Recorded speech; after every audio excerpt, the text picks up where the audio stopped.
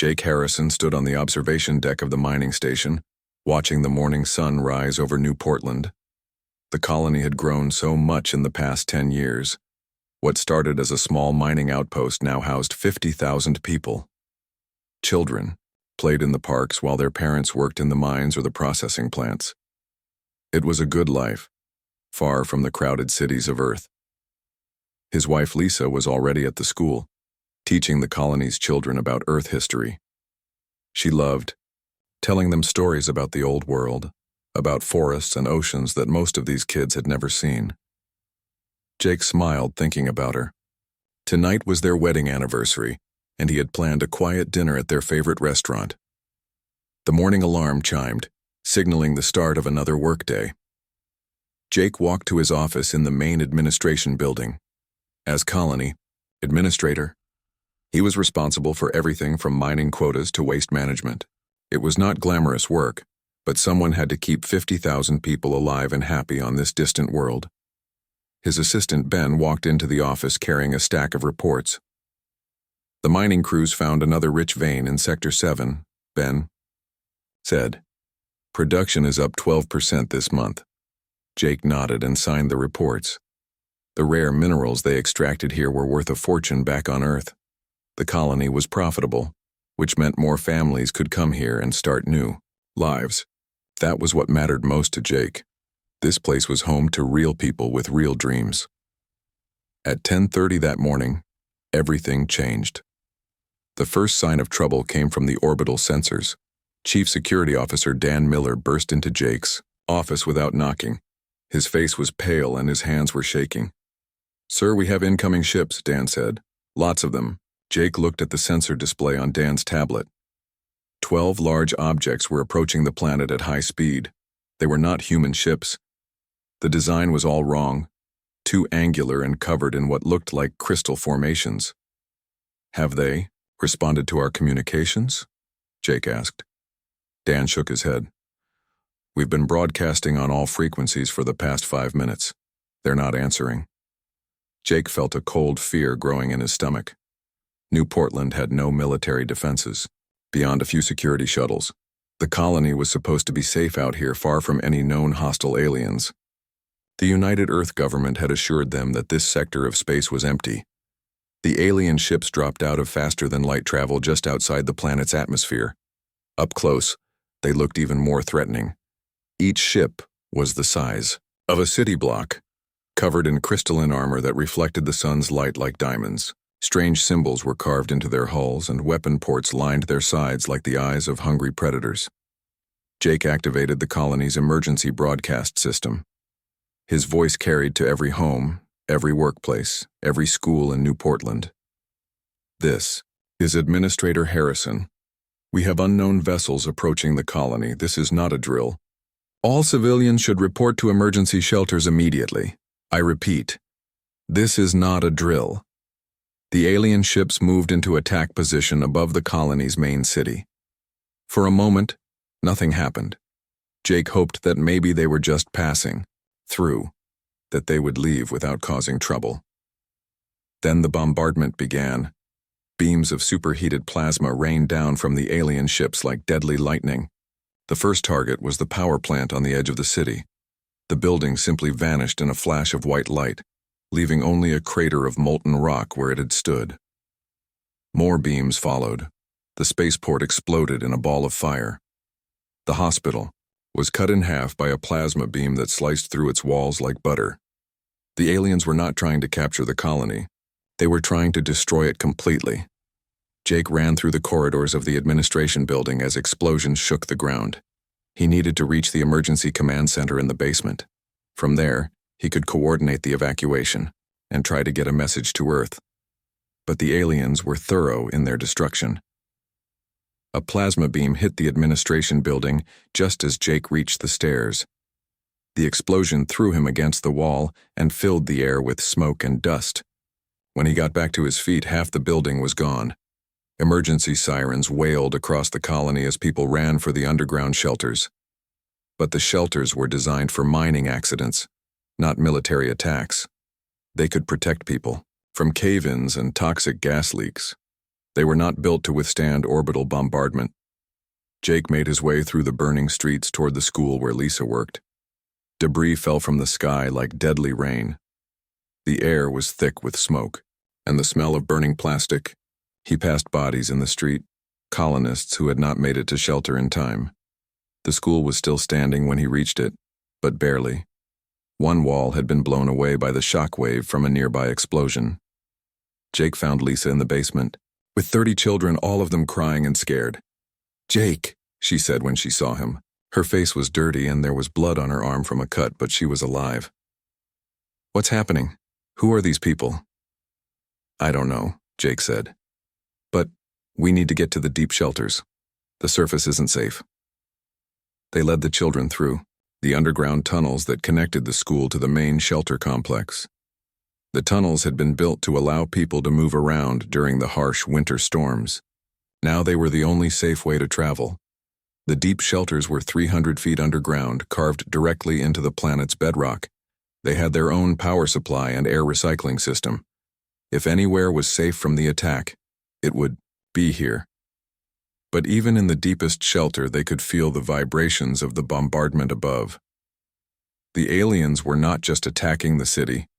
They were targeting every human structure on the planet. Mining stations, communication arrays, even the small farms in the outlying areas were being destroyed one by one. Hours passed. The bombardment continued without pause. Jake tried to contact other shelters on the emergency radio, but most were not responding. Either their communications were down, or there was no one left alive to answer. Finally, after 6 hours of constant attack, the bombardment stopped. The silence was almost worse than the explosions had been.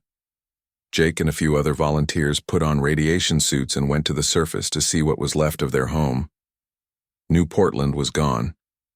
The city had been turned into a field of molten glass and twisted metal. The spaceport was a crater. The industrial district was a wasteland of collapsed buildings and burning wreckage. Of the 50,000 people who had lived here that morning, only 3,000 had made it to the deep shelters. Jake found Lisa sitting by the radio in the shelter's communications room. She was trying to send a message to Earth, but the colony's main transmitter had been destroyed. All they had was a small emergency beacon with limited range. "We need to let Earth know what happened here," Lisa said. Her voice was quiet, but determined. "People need to know that we were attacked without warning." Jake nodded. He helped her record their message on the emergency beacon. They told Earth about the alien ships, about the unprovoked attack, about the 50,000 colonists who had been murdered for no reason they could understand. Lisa looked directly into the camera as she spoke her final words. "These aliens killed our children, our friends, our neighbors. They destroyed our home because they could. Make them pay for what they've done to our children." 3 days later, the emergency beacon's message reached Earth. The response would change the course of human history forever. Admiral Marcus Kane stood in the middle of the biggest secret that humanity had ever built. The UES Retribution stretched out before him like a metal mountain floating in space. 3 kilometers of black steel and unknown technology that had taken 15 years to build and another 10 years to perfect. The ship was hidden deep inside the Titan shipyards, far from Earth and far from prying eyes. Only a few hundred people in the entire human government knew it existed. It had been built for one purpose: to fight a war that everyone hoped would never come. Now that war was here.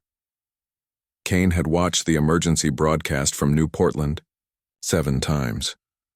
Each time he saw Lisa Harrison's final words, his anger grew stronger. 50,000 innocent people had been murdered by aliens who attacked without warning or reason. Children had died in their schools. Families had been burned alive in their homes. The message was clear. Humanity was no longer safe in the galaxy. There were things out there that saw humans as weak and easy to kill. They needed to learn that humans could be something much more dangerous than they appeared. President Helen Carter's voice came through the speakers in the shipyard. She was addressing the United Earth Assembly, and her words carried to every human settlement in known space. "The attack on New Portland was an act of genocide," she said. 50,000 civilians were murdered without provocation. The aliens, Responsible have shown us that they view human life as worthless. Today, we show them how wrong they are. Kane turned to his second-in-command, Commander Amy Price.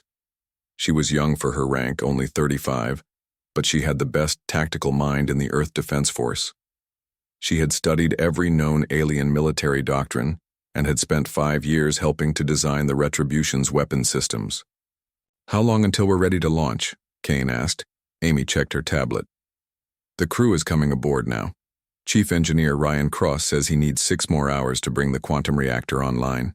All weapon systems are green." Kane nodded. 6 hours to prepare for a mission that would either save humanity or start a war that could destroy everything they had built among the stars. The crew of the Retribution was unlike any other in human space. Every single person had volunteered for this mission knowing they might never return home. They were the best of the best, selected from thousands of candidates who wanted the chance to make the aliens pay for New Portland. Ryan Cross was waiting in the engine room when Kane arrived for his inspection. The chief engineer was a thin man with gray hair and steady hands.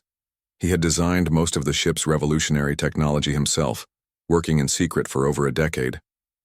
"The quantum reactor is something special," Ryan said, as he showed Kane around the massive engine. "It doesn't just burn fuel like normal ship engines, it pulls energy directly from other dimensions. We can fight for months without needing to refuel." Kane looked at the reactor core. It was a sphere of unknown metal that seemed to bend light around itself. Strange equations covered the walls around it, mathematics that hurt to look at for too long. "What about the weapons?" Kane asked. Ryan smiled for the first time since Kane had known him. "The quantum devastator cannon is ready. It doesn't fire energy or bullets like normal weapons. It fires reality itself. Anything it hits simply stops existing." They walked through the ship's corridors toward the Marine barracks. The Retribution carried 200 of Earth's most elite soldiers, led by Colonel Pete Walker. Kane had fought alongside Walker during the Mars Rebellion 10 years earlier. If anyone could handle the aliens in close combat, it was him. The Marines were checking their equipment when Kane arrived. Their powered armor was black like the ship itself, covered in sensors and weapons that made each soldier as dangerous as a small tank. The armor could stop most known weapons and had built-in life support that could keep a Marine alive in space for days. "We're ready, Admiral," Walker said. "The boys are angry about New Portland. They want payback." Kane understood that anger. He felt it too. But anger alone would not win this fight. They needed to be smart, precise, and absolutely ruthless. The ship's artificial intelligence came online as Kane reached the bridge. It called itself Area, and its voice filled the command center like the whisper of a ghost. "Good morning, Admiral Kane," Area said. "All systems are operational. I have been analyzing the enemy ships from the New Portland attack.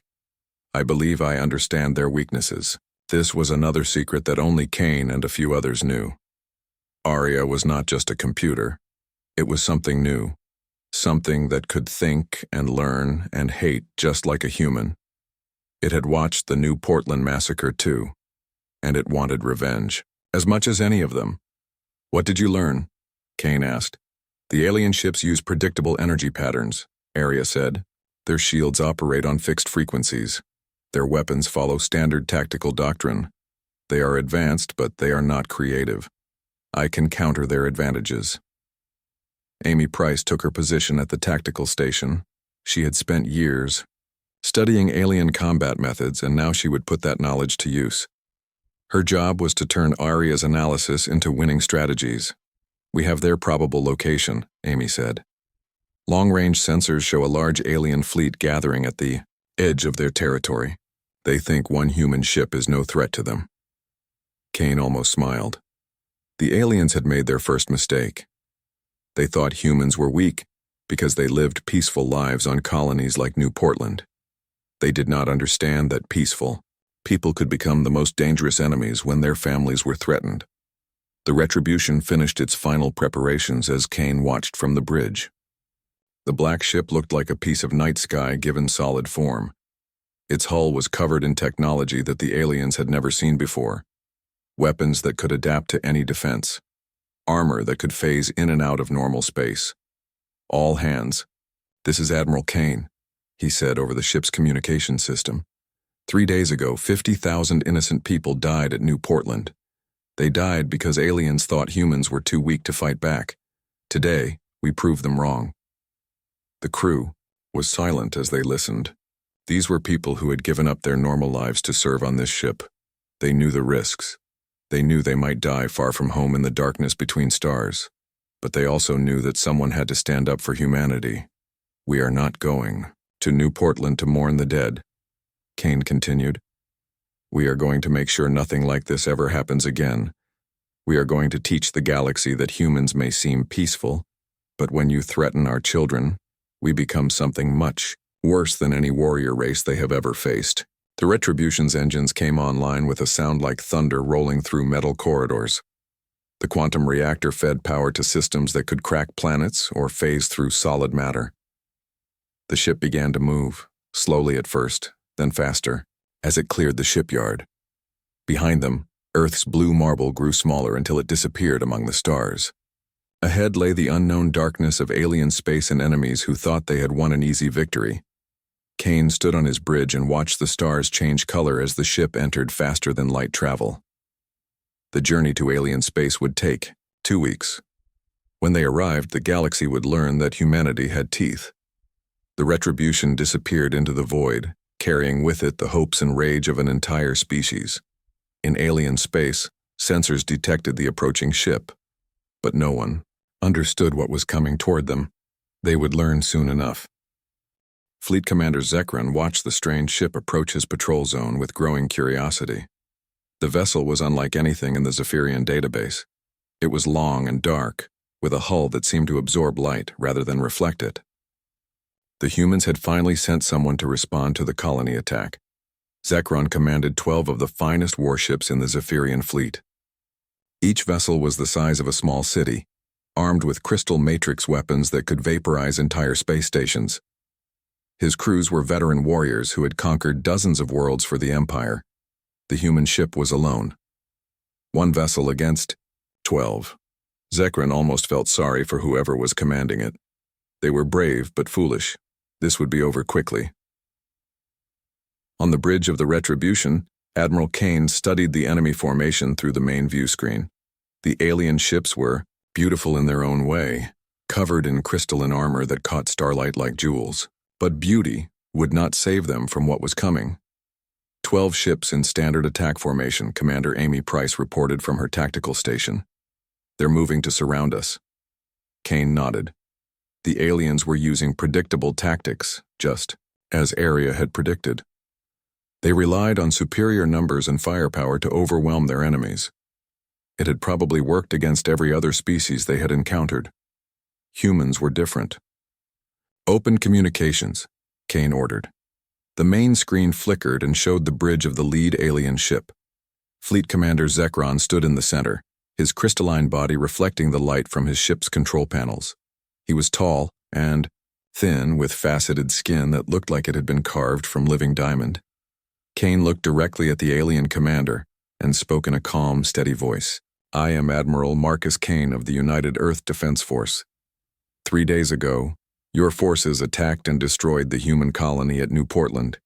50,000 innocent civilians were murdered without warning or provocation. Zekron's translator converted Kane's words into the Zephirian language. The alien commander listened without expression, his multifaceted eyes showing no emotion. You have one opportunity to avoid further bloodshed, Kane continued. Surrender those responsible for the attack on New Portland.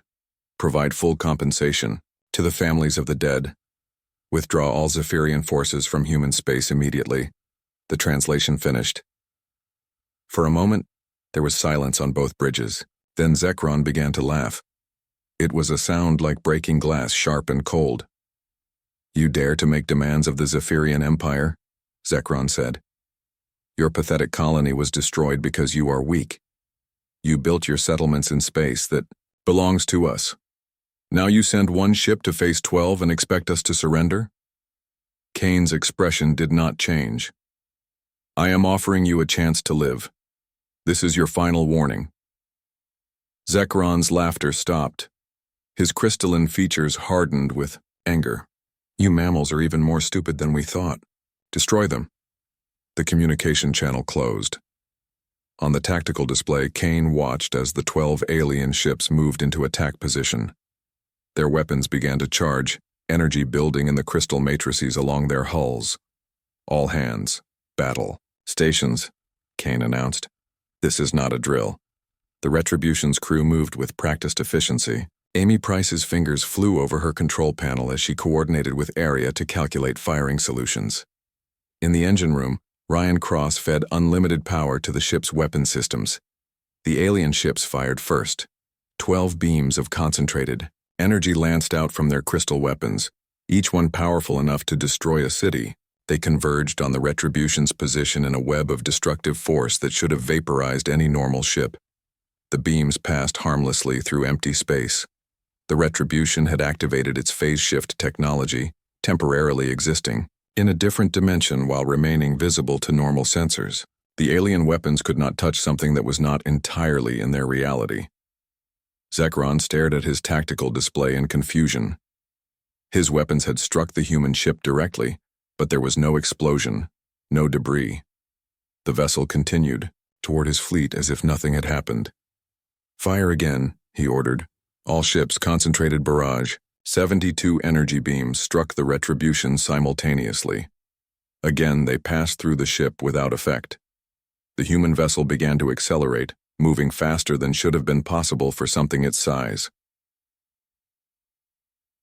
On the Retribution's bridge, Kane watched the alien ship struggle to understand what they were facing. Area had analyzed their weapons frequencies during the first attack and was already adapting countermeasures. Quantum Devastator cannon is ready, Amy Price reported. Target locked on the lead ship. Kane nodded. Fire. The Quantum Devastator. Cannon did not produce a visible beam. Instead, it fired a wave of altered reality that moved at the speed of light toward its target. When the wave reached Zekron's flagship, the ship's quantum structure began to unravel. From the outside, it looked like the massive warship was collapsing in on itself. The crystalline hull cracked and folded as the basic forces that held matter together simply stopped working. In less than 10 seconds, a vessel that had terrorized dozens of worlds imploded into a sphere of compressed matter. Then, it exploded. The Nova-Bright explosion lit up the entire battlefield. When the light faded, nothing remained of Zekron's flagship except expanding clouds of superheated gas. The remaining 11 alien ships tried to retreat, but the Retribution's adaptive plasma arrays were already targeting them. Area had used the first attack to analyze every aspect of Zephirian technology. Now the ship's secondary weapons adjusted their frequency in real time to bypass the alien shields. The plasma beams sliced through crystalline armor like it was made of paper. One by one, the Zephirian ships died. Their crews had no time to send distress signals or even understand what was happening to them. The battle lasted exactly 4 minutes and 37 seconds. When it was over, 12 of the Zephirian Empire's finest warships had been reduced to floating debris. Not a single alien had survived to report what they had witnessed. Kane stood on his bridge and looked at the wreckage surrounding his ship. He felt no satisfaction in the destruction, only a cold certainty that this was just the beginning. Deploy a warning beacon, he ordered. Amy Price launched a small probe that began broadcasting a message in all known languages. The words were simple and clear. This is the consequence of unprovoked aggression against humanity. Withdraw from human space immediately, or face total annihilation. The Retribution turned away from the battlefield and continued deeper into Zephirian space. Behind them, the warning beacon continued its broadcast, sending its message toward every inhabited world in the alien empire. On Zephus, the Zephirian homeworld, deep space sensors detected the destruction of Zekron's patrol fleet. Military, commanders stared at their displays in disbelief. 12 warships destroyed by a single enemy vessel.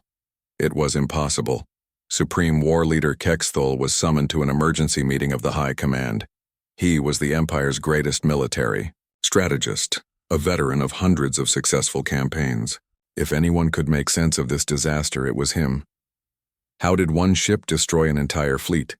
Emperor Vextal demanded. Kexthul studied the sensor data. The human vessel had used unknown technology, weapons that ignored shields and armor. Its tactics were unlike anything in Zephirian military doctrine. The humans are more advanced than we believed, Kexthul said carefully. But they are still only one ship. I will mobilize the Grand Fleet. 200 warships will crush this threat. The Emperor nodded. Do it. Show these mammals what happens when they challenge the Zephirian Empire. Orders went out across the Empire. The Grand Fleet began to assemble. The largest military force the Zephirians had ever deployed. 200 of their most powerful warships, commanded by their finest officers. It would not be enough. The Retribution continued its journey through alien space, leaving behind a trail of destruction and terror. Every Zephirian who heard about the patrol fleet's fate felt a chill of fear. The humans had sent something into their space that defied understanding. Kane stood in his ready room, reviewing intelligence reports about Zephirian military capabilities. The aliens had superior numbers and their technology was impressive, but they fought wars the old way, with brute force and predictable tactics. Humans had learned to fight differently. They had learned to adapt, to think, to turn their enemies' strengths against them. The Zephirians were about to discover that sometimes the best warriors were not the strongest or the most numerous. Sometimes the best warriors were the ones who fought for something worth dying for. The Retribution disappeared into the darkness, between stars carrying with it the promise of vengeance for New Portland. Behind them, the Zephirian Empire mobilized for what they thought would be an easy victory. They were wrong. Supreme War Leader Kexthul stood on the bridge of his flagship, the Eternal Dominion. Around him in space floated the greatest military force in Zephirian history. 200 warships arranged in perfect formation, their crystalline hulls gleaming, like stars against the darkness. Each ship was a masterpiece of Zephirian engineering. The smallest destroyer was larger than most space stations. The heavy cruisers carried weapons that could shatter moons. The flagship itself was 5 kilometers long, armed with enough firepower to glass an entire planet. Kexthul had never lost a battle in 40 years of service to the Empire. He had conquered the Helix worlds, crushed the Silicon Federation, and brought a dozen species to their knees. No enemy had ever stood against him and survived. But this time was different. This time he felt something he had never experienced before. Fear. The human ship approached through the asteroid field near Zerion Prime, moving with impossible grace between the floating rocks. It looked tiny compared to his fleet, a black needle, against 200 shining giants. But Kexthul had read the reports from the patrol fleet's destruction. This was no ordinary vessel. On the Retribution's bridge, Admiral Kane studied the enemy formation. 200 ships arranged in overlapping fields of fire. It was textbook Zephirian tactics designed to overwhelm any enemy through sheer weight of numbers. They're trying to box us in, Commander Amy Price said from her station. Standard encirclement pattern. They want to hit us from all sides at once. Kane nodded. The aliens were following their military doctrine exactly as Area had predicted. They believed that superior firepower could solve any problem. They had never faced an enemy that could think faster than they could shoot. Colonel Walker, are your Marines ready? Kane asked over the comm system. Standing by, Admiral, came the reply from the Marine barracks. We're locked and loaded. In the ship's lower decks, 200 Earth Marines checked their weapons one final time. Their powered armor was sealed and ready for vacuum combat. Each soldier carried enough firepower to take on a small army, but more importantly, they carried the rage of New Portland. The Retribution continued forward, seemingly unaware of the massive fleet surrounding it. To the Zephirians, it looked like suicide. One ship flying straight into the guns of 200 enemies. Kexthul opened communications with the human vessel. He wanted to see what kind of creature commanded this strange ship. The main screen flickered and showed Admiral Kane standing calmly on his bridge. I am Supreme War Leader Kexthul of the Zephirian Empire, the alien commander said. You are surrounded and outnumbered. Surrender now and your death will be quick. Kane looked at the tall crystalline figure on his screen. Kexthul was old by Zephirian standards, his faceted skin showing the scars of many battles. He had the confidence of someone who had never known defeat. I am Admiral Marcus Kane, Kane replied. You have one chance to survive this encounter. Order your fleet to stand down and surrender those responsible for the New Portland massacre. Kexthul's laugh was like the sound of breaking crystal. You are insane, human. One ship against 200. Even if your vessel has some new weapons, you cannot defeat this many enemies. Kane's expression remained calm. You're about to find out how wrong you are. The communication ended. Kexthul immediately ordered his fleet to attack. 200 ships opened fire simultaneously, filling space with enough energy to melt a small moon. The Retribution vanished. For a moment, the Zephirian fleet continued firing at empty space. Then their sensors detected the human ship appearing behind their rearguard moving at impossible speed. The Retribution had activated its temporal displacement field, stepping partially outside normal time. From the aliens' perspective, the human ship seemed to teleport randomly around the battlefield. It would appear for a split second, fire its terrible weapons, then vanish again before they could target it. Their own weapons moved too slowly to track something that existed in accelerated time. The Quantum Devastator cannon spoke first. A heavy cruiser on the fleet's left flank simply ceased to exist, its quantum structure unraveling in seconds. Then the adaptive plasma arrays opened fire, their beams adjusting frequency with each shot to penetrate alien shields. Kane watched, his weapons tear through the enemy fleet like a scythe through wheat. Each plasma beam learned from the last, becoming more efficient at destroying Zephirian armor. What started as a battle quickly became a massacre. Launch all drones, Kane ordered. The Retribution's launch bays opened and released a swarm of combat drones. Each one was the size of a fighter craft but controlled by a fragment of Aria's artificial intelligence. They moved with perfect coordination, sharing information instantly across quantum communication links. The drones engaged Zephirian fighters in brutal close combat. But these were not ordinary machines. Each drone learned from every destroyed enemy, adapting its tactics in real time. When one drone discovered a weakness in alien armor, all drones instantly knew about it. Kexthul watched his fleet crumble around him. Ships that had served the Empire for decades were being destroyed faster than he could give orders.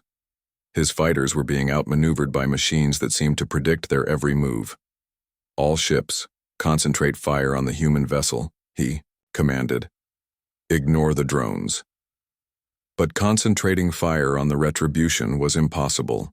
The ship continued to phase in and out of normal time, appearing just long enough to destroy another target before vanishing again. The few shots that did connect passed harmlessly through its hull while it existed in temporal displacement. Amy Price coordinated the attack from her tactical station, her fingers dancing over controls that managed hundreds of targets simultaneously.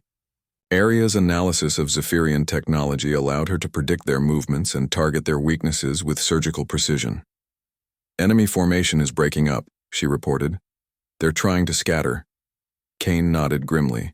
The aliens had finally realized they were not fighting a battle. They were being hunted, but it was too late to run.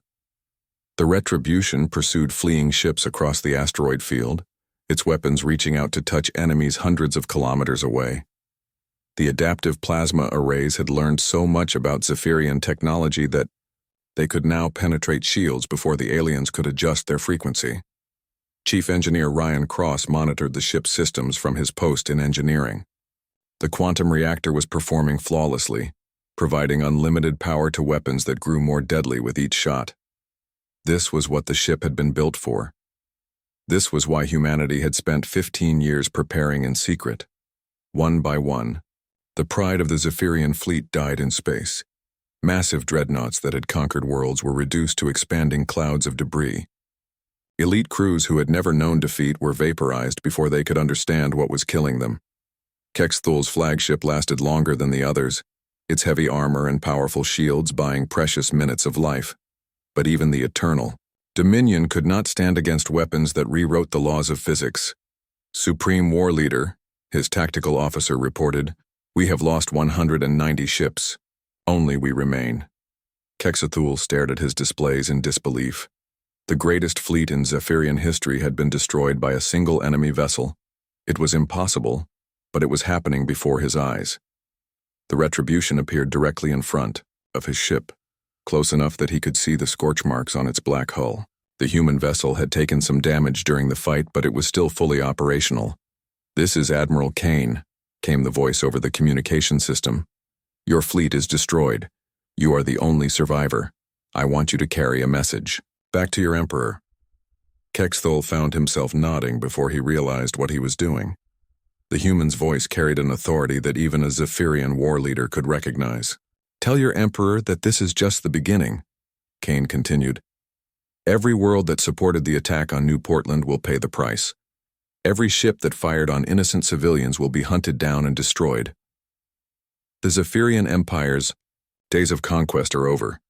The quantum devastator cannon powered up, its energy readings visible on Quetzalcoatl's sensors. One shot would end his life and complete the destruction of the Grand Fleet. "But I'm going to let you live," Kane said. "So you can tell your people what you saw here today. Tell them that humanity remembers its dead. Tell them that we are coming." The weapon powered down. The Retribution turned away from the crippled flagship and disappeared into hyperspace, leaving Quetzalcoatl alone among the wreckage of 200 ships. The Supreme War Leader sat in his command chair, staring at the debris field that had once been the Empire's greatest fleet. His hands shook as he tried to comprehend what he had witnessed. The humans had not just won a battle. They had demonstrated a level of military technology that made the Zephirian Empire look like children playing with toys. His final transmission to the homeworld was brief and terrifying. "The Grand Fleet is destroyed. The humans are not what we believed them to be. They are something far worse than any warrior race we have ever faced. Emperor, they are coming for us all." The message reached Zephus 6 hours later. When Emperor Quetzalcoatl heard Quetzalcoatl's report, he immediately ordered the mobilization of every remaining military asset in the Empire.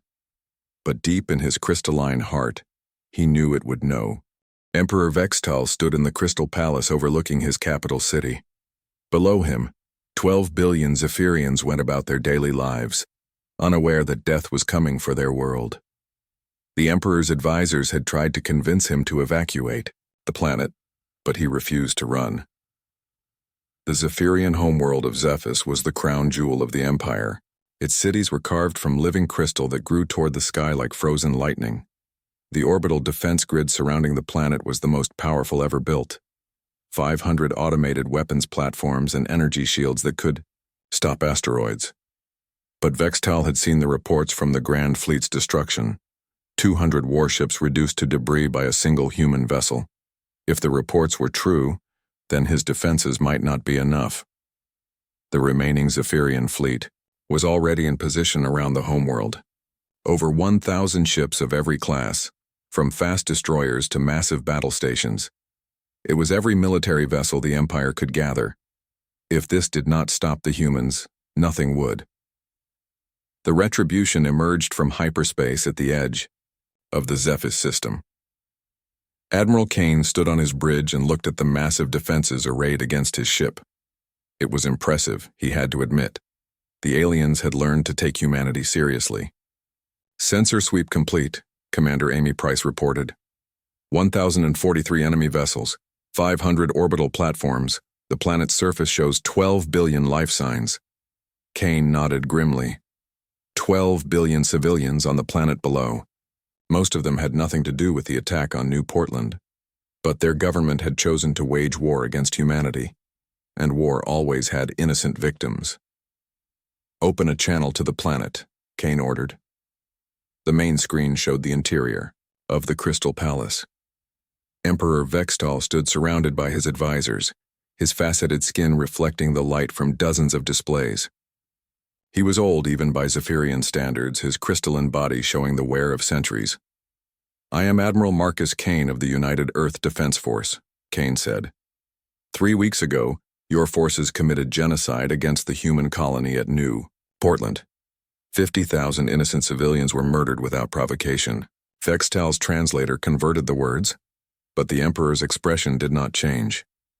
He had heard this message before from the warning beacons left behind by the human ship. "This is your final opportunity to end this conflict," Kane continued. "Surrender unconditionally. Provide full reparations for the families of the dead. Execute those responsible for ordering the attack on New Portland. Do this, and your world will be spared." The Crystal Palace fell silent as Vextal considered the offer. His military advisors whispered urgently among themselves. They had seen what happened to the patrol fleet and the Grand Fleet. Some were beginning to think that surrender might be the only way to save their civilization. But Vextal was emperor of the greatest empire in the galaxy. He would not bow to mammals who had crawled out of the mud of a single backwater world. "I am Emperor Vextal, ruler of the Zephirian Empire," he said, his voice carrying across space to the human ship. "For 10,000 years my people have conquered and ruled this part of the galaxy. We will not surrender to inferior beings who should be grateful we allow them to exist." Kane's expression hardened. "Then you have chosen death for your people. We choose to fight," Vextal replied. "Come then, human. Show us this terrible weapon you have brought to our home. We are ready for you." The communication ended. Kane turned to his crew, seeing the grim determination in their faces. They had hoped the Emperor would be reasonable. They had wanted to end this without destroying an entire civilization, but the Zephirians had made their choice. "All hands, battle stations," Kane announced. "Target military installations only. Avoid civilian areas where possible." The final battle began when the orbital defense platforms opened fire. 500 massive weapons sent streams of energy toward the Retribution, enough firepower to crack a moon. The ship's phase shift technology activated, allowing most of the beams to pass harmlessly through its hull.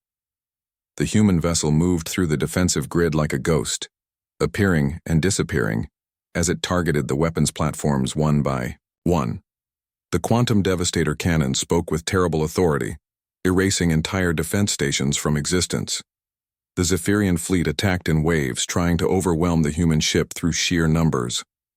But their tactics were predictable, their movements tracked by Aria's vast intelligence. The Retribution's adaptive weapons had learned from previous battles, becoming more deadly with each encounter. Kane watched as his ship systematically dismantled the Empire's defenses. There was no joy in the destruction, only the cold satisfaction of a job being done. The aliens had chosen this path when they decided to murder innocent colonists. "Deploy Marine assault teams," Kane ordered. Colonel Pete Walker's voice came over the comm. "Marines away, Admiral. Target is the Crystal Palace." 200 Earth Marines launched from the Retribution in armored dropships. Their mission was to capture Emperor Vextal alive and bring him to trial for his crimes. The powered armor that protected them was proof against most Zephirian weapons. The dropships cut through the planet's atmosphere like falling stars. Zephirian fighters tried to intercept them, but the Marine craft were escorted by combat drones that cleared the way with ruthless efficiency. Walker's Marines landed in the capital city and fought their way toward the Crystal Palace. The Emperor's royal guard was elite, but their weapons could barely scratch the advanced human armor. The Marines cut through the palace defenses like a knife through crystal. In space above, the battle raged on.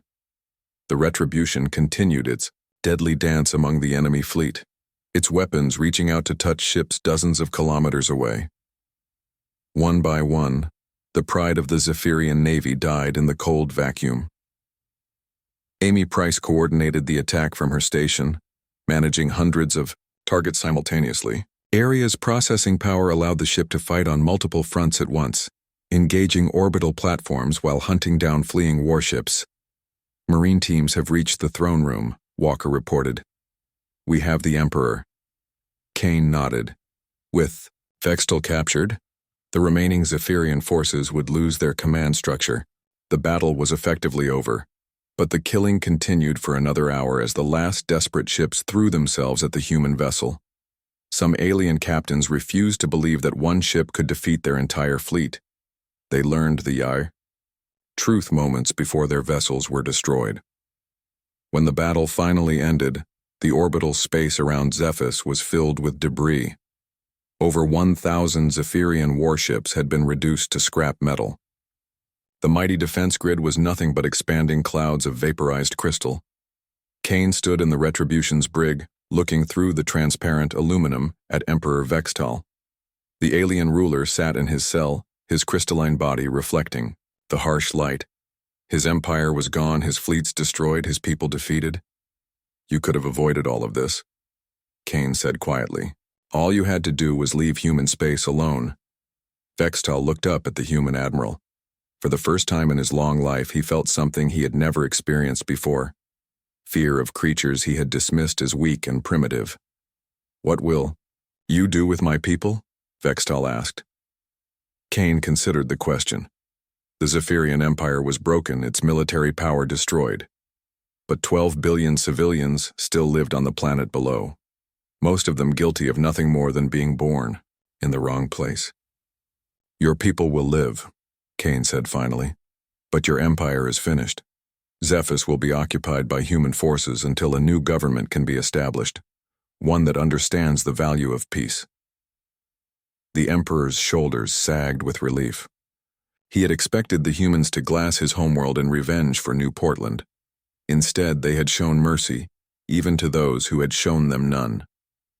Kane returned to his bridge and activated the ship's communication system. His message would be broadcast to every world in the galaxy, carried by hyperspace relays to the furthest reaches of known space. "This is Admiral Marcus Kane of the United Earth Defense Force," he began. 3 weeks ago, the Zephirian Empire attacked and destroyed the human colony at New Portland. 50,000 innocent civilians were murdered without warning or provocation. The message continued, telling the story of the Retribution's journey through Zephirian space.